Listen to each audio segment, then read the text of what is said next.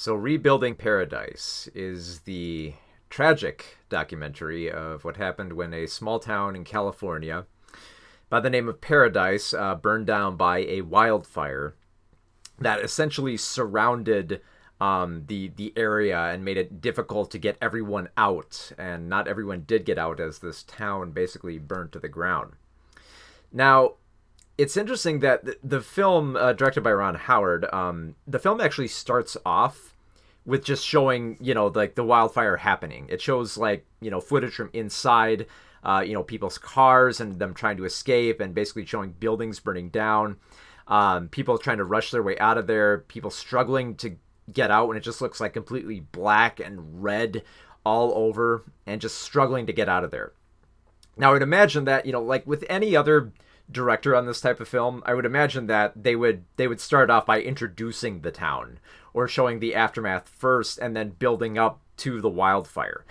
But they make a very clear choice here to show the fire first.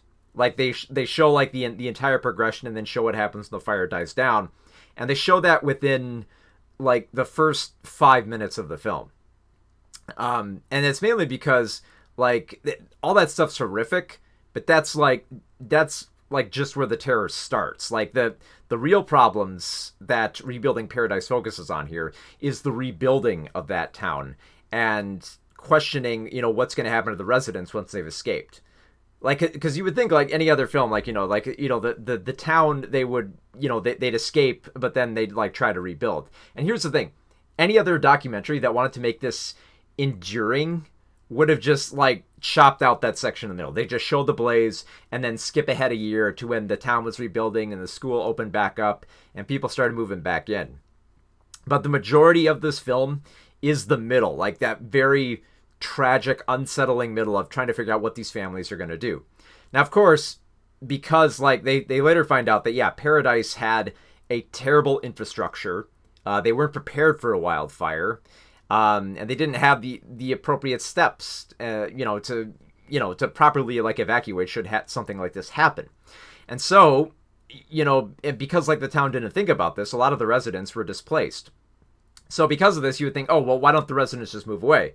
A lot of them can't. And a lot of them are just kind of like just stuck in trailers, or they're waiting for like FEMA housing to open up. And some of them do want to come back and live in Paradise. Some of them actually did have houses that weren't burnt down. They could still live there, once it had been cleared for them to go back. But then the real question is, like, can you even live in Paradise after that? Because so much of the town had burned down. But then there's also, like, the entire infrastructure would have to be rebuilt because they found out they had very like faulty wiring and piping there that led to, the fire just being worse. They find out that, the water in the area will not be drinkable.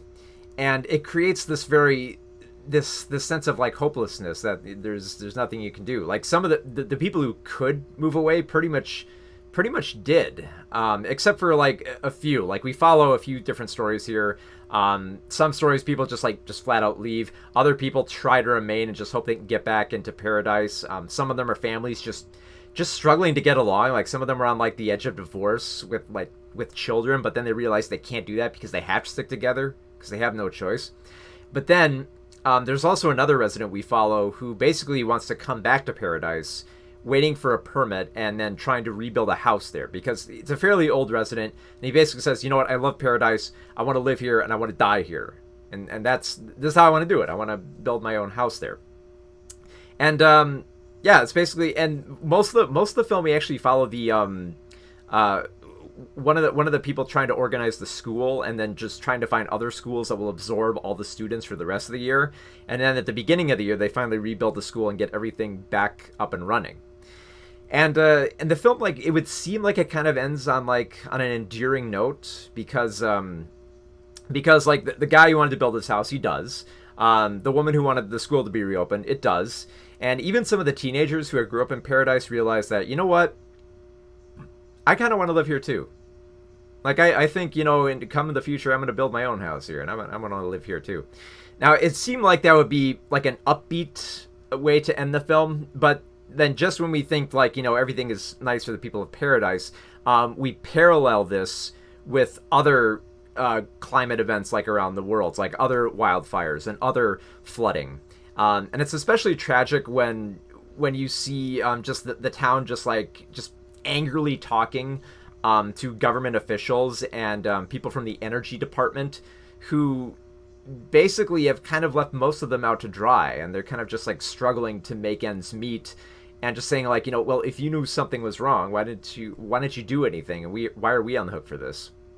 And then they later learn, because of this, paradise couldn't be itself. It's not going to be the same way it was for potentially about 30 years, something like that. Like at first they thought, well, the drinking water wouldn't be safe for like 3 years, but then there's replacing infrastructure that might take 10 to 15 years.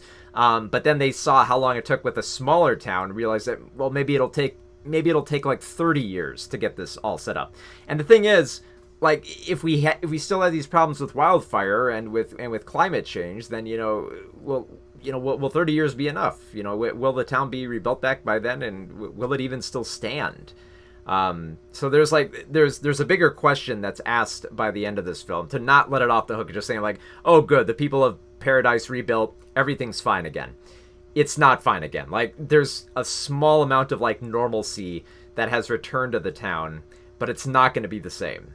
And they recognize that, look, major changes have to be made if we want to keep living here. So it's very chilling in that regard. Like it's somber in all the right moments. Like it chooses just the right music to not be too melodramatic and not try too hard to like evoke the tears here. It's pretty easy when you see these families struggling and just all these people struggling to make this town work. That I think is effective. That you want to pull for them, for the school to open back up, for them to go back living there.